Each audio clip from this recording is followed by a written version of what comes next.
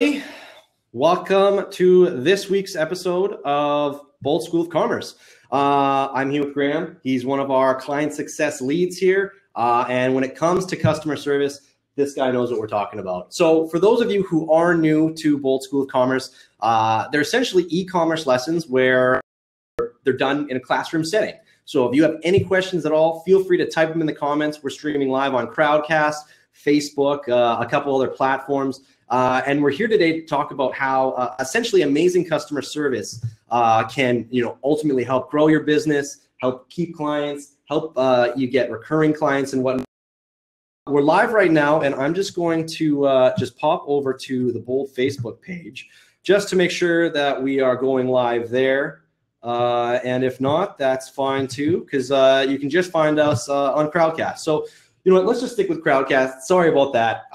Once again, I'm Mike. This is Graeme, and we're here talking about customer service. Now, right before we kick off, kind of what stemmed this was there was a couple stats that I just wanted to share with everybody, and correct me if I'm wrong, but this seems to be true. So it is 7 times more expensive to get a new customer than retain an existing one. 89% of consumers have stopped shopping in an online store due to poor customer service. Customers are twice as likely to share their bad customer service as opposed to their good customer service. And 55% of customers would actually pay more to have a better customer service experience. So Graeme, can you walk us a little bit through, so you work in client success, how does that work? So if somebody has a question about Shopify or a Bold app, they're going to come to you and sort of walk me through the process of, tickets and phone calls and live chats and all that fun stuff. Well, it can really depend on how the customer is trying to get in touch. And like you said, you talk about, you're going to hear a negative experience. 90% of the time when we're dealing with someone in support, it's not because they've had a great experience and that they're trying to just tell us that we're doing an okay job. In general, people are reaching out because they have an issue or they have an inquiry or a question of some sort. Most of the time people find either our accessibility either through our help center. A lot of people reach out through social media. And in the end, it doesn't really matter where you reach out. It's all about starting the conversation. And then once you start the conversation, then it's kind of our responsibility to make sure that you're in the hands of the right people with the right answers. As you can tell, 89% of people have stopped coming to an online store because of poor customer service. A lot of times that can be as simple as, I sent in 5 different messages. And I still didn't get the question answered from the first contact. And that makes a huge difference. Having retention is obviously massive, not only in customer service, but also in just e-commerce in general. Returning customers, returning people that return to your customer service, as long as they have faith in what you're doing and they have trust in you because you're transparent, you're efficient, and the work you provide is quality, they'll always come back. And we've had people that come in that are so happy with the customer service that they inquire to us about questions that they don't even think relates to our apps. Just general e-commerce questions. What do you think can help us improve our store? How can we solve this issue? Do you guys have an app that could do that? And if you don't, maybe that's something to consider. And that works out perfectly for us. It gives us feedback in which we can turn into something useful, whether it is another app or perhaps a function of an app that we could add to it, or it starts a project for our professional services department. That's so cool. It kind of sounds like almost people just want to be heard. You mentioned people talking to 5 different people and how frustrating that can be. So as a Shopify store owner, let's say somebody, has some negative feedback. That situation. That's always going to be up to the customer. The thing that we always want to know is if you're having an issue, just reach out. It's get frustrated, and some of the things that go along with bad customer service on an online store, a lot of that comes from accessibility and availability. And so that can be a huge issue for a lot of people. It's just trying to find the information that they need to start the conversation. So even something as if you're running an online store, having your return policy and a contact us that's clearly visible, clearly labeled, and allows customers that when they go to your site, or if it's a help center or if it's a store, that they have a point of contact and they know the way that they can get in touch with you. as long as you're accessible and available to start the discussion, your first contacts are quick, those small steps can make a huge, huge improvement overall. And as long as they know that they can reach out, whether you do or don't have the answer that they're looking for, a lot of times, as long as they're heard, you're already bridging the gap from the first solution. You know what I mean? We know what the problem is. We can try to work together, and collaborativeness is a huge part of it. You know what I mean? Because sometimes people just don't know what to do, and it gets frustrating. So they lash out on any possible venue that they can find you, and that reflects poorly on your business. It reflects poorly on your store. It can have significantly negative effects. That just stems from being available and being approachable, and service with a smile has never failed. Right? It's been the age-old approach, and being friendly, being polite, and being transparent with your customers just goes so much farther than you actually think it would. Whether or not you have the answer that they're looking for right away or not. And I guess a lot of bold apps, or even Shopify in general, it can get complicated. Customizations, people having difficulties here or there. I think something really important to consider is that whenever somebody does approach you, I mean, if you do have a customer asking you questions or looking for feedback, it's to treat them as you know what I mean? Like it's very difficult to explain something to someone when they have no knowledge about Shopify in general. And I think that's something that I found too. I started my own store and was trying to install some apps. I just don't know some stuff. So it's really important that if you do have a customer and maybe they're angry, they're probably upset, who knows what's going on, but just to handle the situation just with grace and with ease and be really understanding. Not everybody is an expert. You're an expert. Not everybody is an expert. So it's important to treat them that way, almost as if, it's the first day on Shopify or on, visiting your store. And then from there, you can build on that.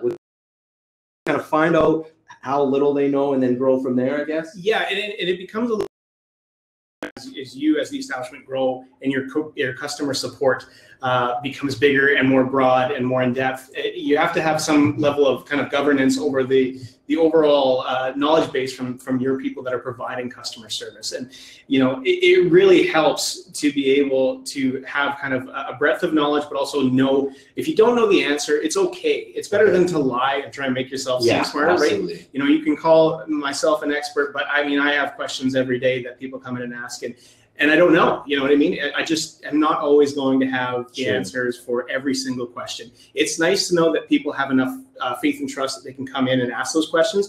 And, a level of transparency goes a long way to let the customer know, hey, I don't know necessarily the answer to that question, but I'm going to find out for you. No kidding. So probably one of the worst things that you can do is make up something. Like if you don't know, just be honest and say, I don't have that answer, but I'll find someone. Because as soon as you say, you lie, you lose that trust. And I think trust is, as you were talking about, is like a key thing for customer service, knowing that they can trust you, knowing that the support is good, and that's ultimately going to lead to a fruitful relationship. And customer retention, right? That's where that trust element really comes into play the most. It builds a lasting relationship that they know that they can always come back to you with a question. And knowing and admitting even that when you don't know the answer gives them a level of, okay, we're on the same plane here. It's an interesting question. It's feedback that's valuable to us. And how next time are we going to answer that question? It gives us an opportunity to learn as a customer support establishment. And also, hopefully, we'll find something for the customer that is useful. A lot of times we talk about just overall satisfaction and feeling that, perceiving at least that your story was heard, your issue was heard. And so if you came in with a question, does your app do this, yes or no, depending on how you handle that situation, even if the answer is no, as long as they're feeling content, they've discussed this with you, it was a collaborative discussion, they're heavily involved and invested, and not only do you maybe not necessarily provide the answer that they're looking for, but you have a discussion that makes it saying like, I'm not going to fix this problem for you necessarily. We're going to fix it together. So that way, the next time that you have this issue come up, maybe through some of the steps that we followed, you might know how to start the troubleshooting on your own and pinpoint maybe when that issue comes up again next time or a different issue, you might have a better idea of where to start. Okay. And what information becomes more valuable to take to customer service. Because if you can go to a customer support site with a lot of information, a lot of accurate information, the odds of you getting a first contact resolution are substantially larger. Okay. Whereas sometimes if you show up and you just say, it's not working, this isn't working, or I can't find this on your site, it doesn't necessarily provide a lot of the information that is required to help you solve the problem. It's broken. Help me fix it. That doesn't help a lot at all. One thing that I did want to talk about now, as Bold app creators, you know, we get a lot of reviews. And one thing that I see a lot of reviews almost on every app page. Sometimes they come through our emails. We get a lot of positive reviews, and some of them are customers who are actually using some of the customer or the client success people by name, saying, you know, that they wouldn't be able to run their stores without them, or that they were so helpful. What kind of sets Bold's client success and customer service apart from some other, you know, big companies that you've done? Like, I know personally, and I can't remember what that stat was. It was about retaining customers. Customers are twice as likely to share their bad customer service experience, and I can speak to that. I know that, you know, if I bought something online, it didn't come on time, and there's something wrong with it, you send out an email, you don't get any response, and you're upset, and you're probably never going to use that store again. And that's the exact opposite of what customer service should be. So how does client success kind of differentiate themselves from there? So much of the fact that people are writing in and saying, oh man, Graeme was so helpful, or oh, I you know, shout out to RC or MC or anybody like that. Yeah, well, and that comes, I mean, we do have an element in our support team that are account managers. So in a lot of cases, you might have kind of a recognized point of contact. Okay. Not only, you know, I can go on live chat and contact someone from Bold, but I can go on to recurring orders and talk to Victoria, who I've dealt with a million times, and she always knows what she's talking about. Yeah. Shout out to Vicky on RO. There's so many positive reviews talking about Vicky, so keep up the good work. Yeah, and like just having that relationship immediately builds a rapport that, you know, establishes that trust for you. And I had that experience already this morning where I was talking with a customer. They were having a pretty significant issue, but him and I had worked so frequently together that, you know, we're still able to kind of laugh throughout our conversations, which is good. Yeah, it's a significant, I mean, that it really helps, you know, disarm the situation a little bit, and, you know, get back to that calm. We're gonna solve this, because it can be really, really alarming for a lot of people to find something happening on their store. They think it's related to your app, and they just don't know what to do. This is a substantial problem. How am I gonna do it? Well, as long as we can kind of calm them down with that relationship, and they knew right away that they had my direct email. They can get in touch with me. They tried. That's so good. Yeah, exactly. You tried to get in touch. You hadn't heard quite as quickly as you might have hoped for. Now they have a direct point of contact. And that's where those reviews come from a lot of time. You know, we do have a lot of great people, and we do have to collaborate on some things because, you know, we do provide a lot of apps. And the reality is that there's so many apps that are customer support team of, you know, 30 odd people that are going to be answering phones and talking to people on tickets. There's just not really a way to know all of that information inside and out. And so because we're able to specialize, and you do see some of those reviews that come through that say, you know, 4 or 5 different names individually. So it's nice. And, you know, we have kind of pictures to go along. People can see faces. That's nice. And our general approach at Bold is to be a little bit more casual, I guess, in some senses. Obviously, professionality, something we focus on all the time, but you know, we're real people on this end, and we want to make sure that you know that, and so that you feel that, because it helps resolve an issue and have a little bit more understanding of just the human element of solving customer service. And you know, like you said, people aren't going to necessarily report when they've just had something go well. You know what I mean? If they've just installed the app and they liked it right away, they're not just going to be like, okay, great. That's what I paid for this for. That's what I got this for. It's exactly what I expected. But you see a lot of those reviews come in that are positive just based on customer service. And that is a focal point of ours at Bold, but I think a focal point of almost every industry everywhere is to just make sure that you're accessible, and that, you know, getting in touch can lead to those things, so that when you do have a problem, it's resolved. And that's where you see a lot of those positive issues coming in, or those positive reviews coming in, is that they had an issue, it was handled in a timely manner, it was handled in a friendly attitude, and the quality of the work was what they expected or more. Yeah. You know.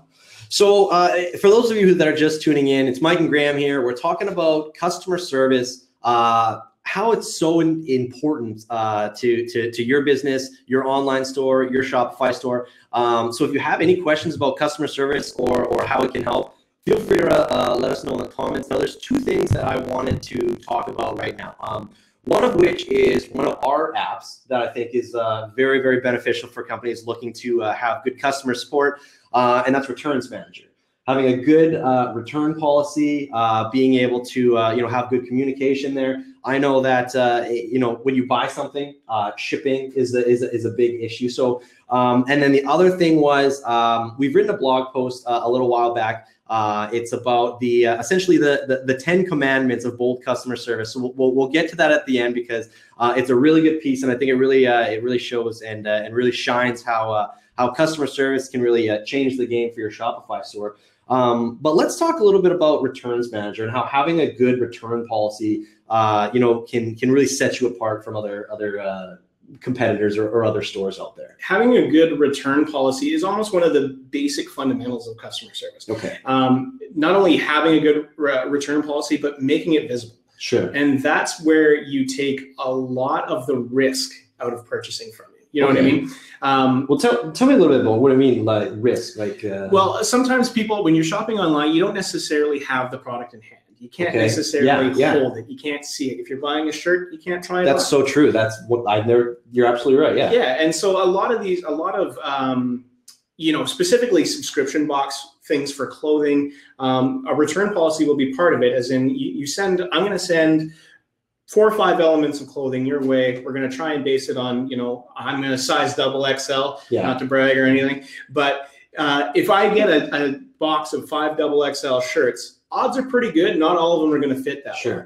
Or they're not going to look good on me, or that kind of thing. And so having a solid return policy to say, you know what, if you get 5 shirts and you return 3, that's okay. We'll send you 3 more. That's so good. You know what I mean? That's so great. It's such it takes the risk out, it takes the hassle and concern about kind of making a purchase like that, because sometimes that's a lot of where you're ordering clothing, if you're ordering food products like that, supplements, things that you're going to ingest or anything like that, you can't always guarantee it's going to show up. And so having a good return policy allows your customers to make those purchases risk-free. Okay. And that is, I can't say enough about how important that is. But then you have other companies that have basically built the entirety of their brand, entirety of the foundation of what they are as a business, just on having a solid return policy. Shoes. I mean, there's some significant players out there that have become multi-million-dollar industries just by having such a great return policy, that it's accessible, maybe it's year-round, that kind of thing, having help with the shipping, right? Where our Returns Manager now has kind of like a UPS shipping label generation, so that if the customer has to return the item and it's something where the owner is supposed to be paying, well, then we're going to send them a label so they can just attach that. So convenient. And that charge is going to be charged to the owner, right? Sure. So because we shipped something that arrived at your doorstep that was damaged, maybe. Now you're not paying to have that thing sent back. We send you another one. Those things go a long way, right? And that shipping cost may have been $10, but that's $10 that you're saving the customer. Absolutely. And you're providing the convenience of adding that shipping label right to where they can print it off. It's a significant element to just customer service. And then of course making that return policy visible. I mentioned that off the hop. Sometimes you might not be purchasing from an online store that has a return policy right on the storefront, but having something that goes into your packing that has a return policy gives you the contact information. I'm just surprised how I didn't think about it. You know what I mean? Like how it is. Like when I'm shopping online, but as a store owner, that is really something you need to take into consideration. Like customers want to have a good return policy. I'm thinking about it like in a traditional brick and mortar store. You go and try on shirts, you pick 5 shirts, you go to the dressing room and you try them on. If it doesn't fit, you just throw it on the rack.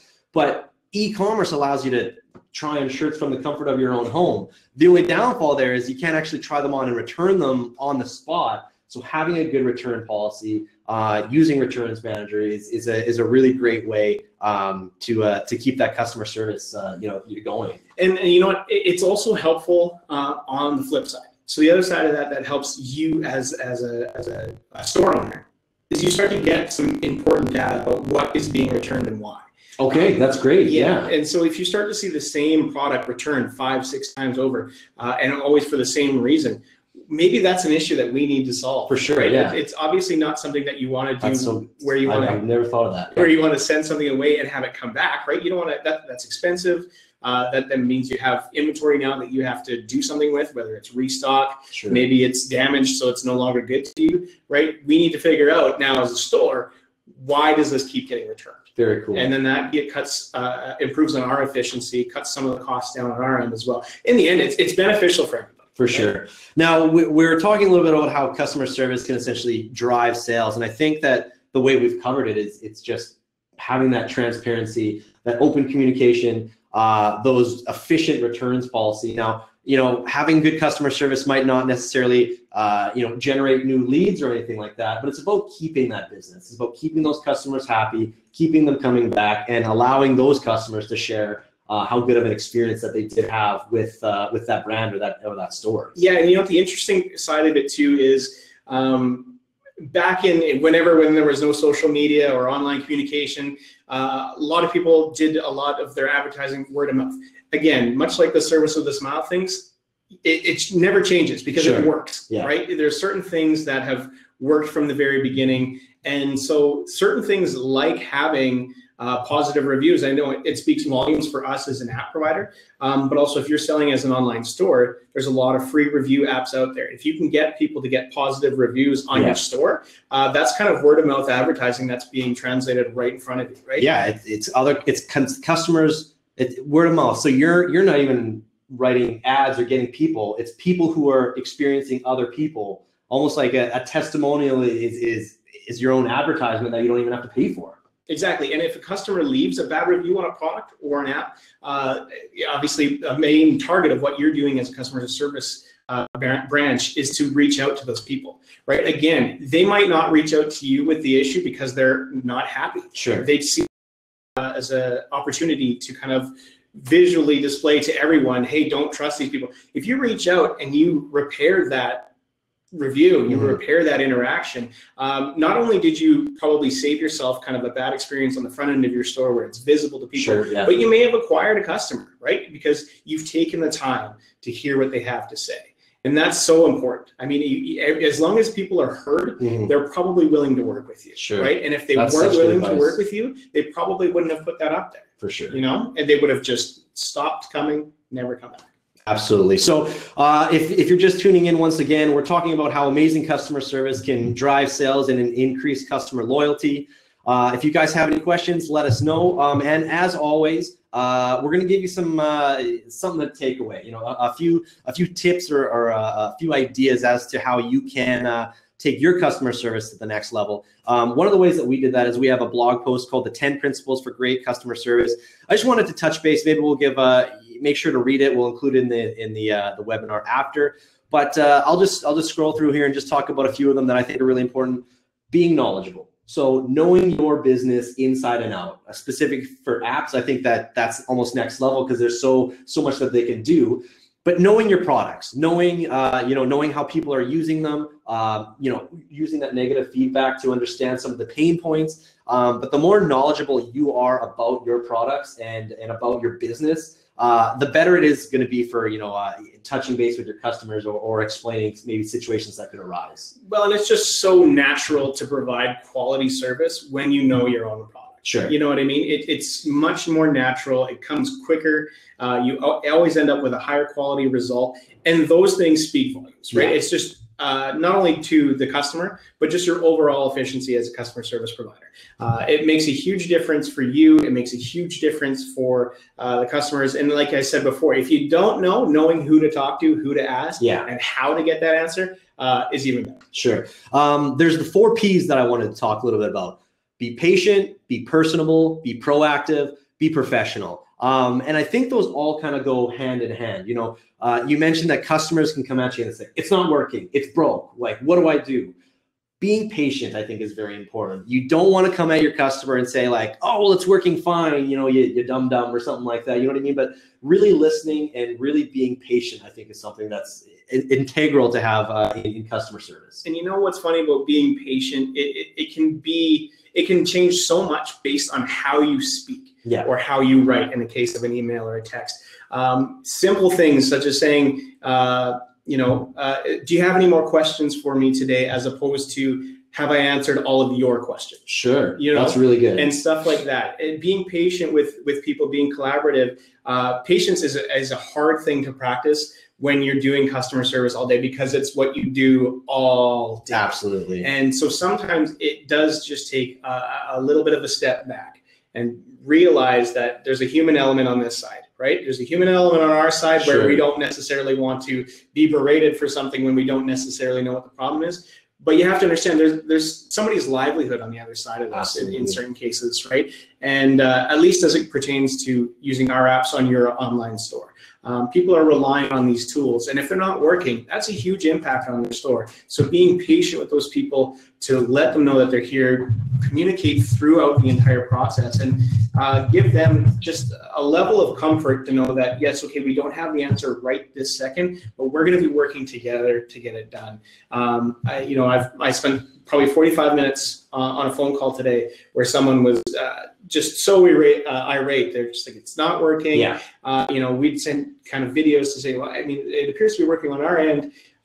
So let's just get on a phone call and let's this is going. Sure. And there was a lot of disdain towards me at the beginning, sure. But by the end we were laughing. It took 45 minutes. Yeah. But that patience made a huge impact for that customer. It turned them around from being very unhappy to being way more comfortable with the app, way more comfortable with the tools that they were going to be using on their store. And in the end, just trying to make their store better and make sales. That's so awesome. So once again, this is Mike and Graeme. We've been talking about customer service and how amazing customer service can drive sales and increase customer loyalty. We've talked a lot about some tips that can maximize, your e-commerce when it comes to customer service. We've also talked about some really cool principles that people can put into practice on their own stores or their own online stores themselves. Those articles will be available when we do post this later. We're running out of time now, so I just wanted to say thanks a lot, Graeme. I know you're busy. You're probably going to get back to answer some tickets right now. But it just goes to show that also at the end of the day, there's people sort of behind the phones and behind the computers. So as somebody, even if you are experiencing something maybe on another store, whether that's, Shopify or not, just be reasonable. You know what I mean? There's somebody on the other end. So if something's not working, Graeme's talked a lot about that. Everybody's working towards solving the issue. Everybody's working together. I think just like at the end of the day, it's just be kind and be a good person, and you'll probably be okay. On top of everything else we've talked about. So that being said, this has been another lesson, another edition of Bold School of Commerce. Stay tuned for the next lesson, which will be held on September 28th. We'll be talking about how using automation to grow your business is awesome and less work for you at the end of the day. So thanks again for tuning in. Graeme, thanks so much for coming on by, and have a great day, and we'll see you next week. Thanks, everybody. Take care.